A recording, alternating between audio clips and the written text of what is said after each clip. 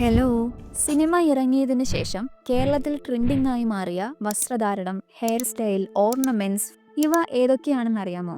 നമ്മളിൽ പലരും അവ അനുകരിച്ചിട്ടുണ്ടാകും, അല്ലെങ്കിൽ അങ്ങനെ സ്റ്റൈൽ ചെയ്യാൻ ആഗ്രഹിച്ചിട്ടുണ്ടാകും. ഞാൻ നിങ്ങളെ ഒന്ന് നൊസ്റ്റ് അടുപ്പിക്കാൻ പോവാണേ. കൂടെ പോരെ. ആദ്യം തന്നെ 2015 റിലീസായി കേരളത്തിലെ യുവാക്കളുടെ ഇടയിൽ തരംഗമായി മാറിയ പ്രേമം. ഈ മൂവിയിലെ ജോർജിന്റെ ബ്ലാക്ക് ഷർട്ടും മുണ്ടും കോളേജ് വിദ്യാർത്ഥികൾക്കിടയിൽ ട്രെൻഡിംഗ് ആയിരുന്നു. അടുത്തത് ചോക്ലേറ്റിലെ പൃഥ്വിരാജിന്റെ ഡ്രസ്സിങ്ങും.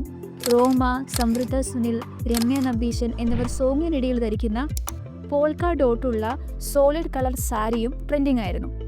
അതുപോലെ തന്നെ കല്യാണരാമനിലെ ദിലീപിന്റെ ഷർട്ട്, മൺചിത്രത്താഴിലെ ശോഭനയുടെ സാരികളും ഓർണമെന്റ്സും, ബാംഗ്ലൂർ ഡേയ്സിലെ നസ്രിയുടെ വസ്ത്രധാരണം, മേരിക്കുണ്ടൊരു കുഞ്ഞാടിലെ ഭാവനയുടെ അനാർക്കലി കുർത്താസ്, മാമാട്ടിക്കുട്ടി അമ്മ സിനിമയിൽ ബേബി ശാലിനിയുടെ ഹെയർ സ്റ്റൈൽ, അനിയത്തിപ്രാവിൽ കുഞ്ചാക്കോ ബോബൻ ഓടിക്കുന്ന സ്പ്ലെൻഡർ, സോൾട്ട് ആൻഡ് പെപ്പറിലെ റെയിൻബോ കേക്ക്, മൈഥിലിയുടെ സ്കേർട്ട്, തട്ടിൽക്കുട്ടി ദോശ, ഗപ്പിയിലെ ബുള്ളറ്റ്, അപരിചിതൻ സിനിമ ഇറങ്ങിയതിനു ശേഷം ട്രെൻഡിംഗ് ആയ ഓജോ ബോർഡ്, ഹണിബി സിനിമയിൽ യൂസ് ചെയ്യുന്ന ബ്രോ, മച്ച എന്നീ വാക്കുകൾ, ചാർലിയിലെ മീശപ്പുലിമല, ഹിറ്റ്ലറിലെ മമ്മൂട്ടിയുടെ ഷർട്ട്.